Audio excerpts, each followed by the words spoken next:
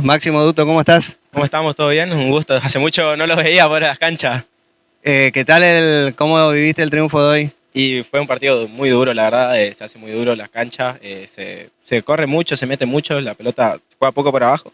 Pero bueno, lo trabajamos el partido. No supimos primero mantener el resultado del 1-0, pero después lo supimos trabajar. Cómo se iba presentando las oportunidades y los desafíos que se nos presentaban dentro de la cancha. Y bueno, lo supimos sacar adelante por un golazo. Hizo Lauti, que es increíble. ¿Cómo se dio cómo se vivió ese último minuto en el gol sobre la hora? Y la verdad que me parecía que no íbamos a hacer mal gol, ya estaba, la verdad que estaba triste. Y sacó de un córner de Emma La Peña y Lauti sacó no sé, un sablazo de no sé dónde la sacó y la clavó en el ángulo. Un golazo increíble.